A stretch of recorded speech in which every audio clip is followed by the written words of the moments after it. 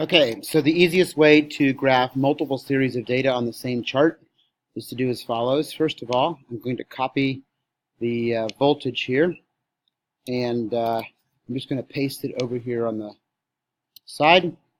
And then for each series, I'm going to take the current. So this is the current for the single resistor. So I'm just going to type single here. And because we collected the data here, and this was in milliamps, I'm going to, instead of copying the data, I'm going to write a formula. So this is going to equal this divided by 1,000. So that's actually amps. So there's the current in amps, and I can copy that down. And that is for a single resistor. The next one is for series. So I'll put the title series there.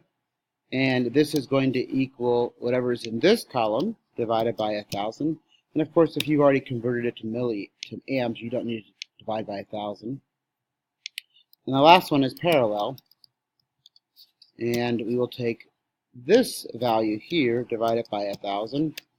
And so what I've done is I've made a data table over here where the X values are on the first column, and then the Y values for the first series in the second column, Y values for the second, and then Y values for the third. Then what I can do is I can highlight this right here, go to Insert Chart like we usually do. In this case, we still want to scatter plot, so choose scatter plot, and you'll notice you'll have all three series there. Under Customize, when you now go to Series, you can apply this to any individual series. So you can, for example, go to single resistor, add a trend line, and get the mathematical model like we usually do. The slope is 0.011x, and then use a custom equation to write the mathematical model for that. So that'll be down here. So the y-axis, which is the current, will equal 0.011 times the x, which is, I believe, the voltage.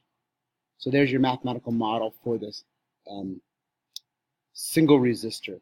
And then up here, where it says series, you can now look at the series resistor and then the parallel resistor.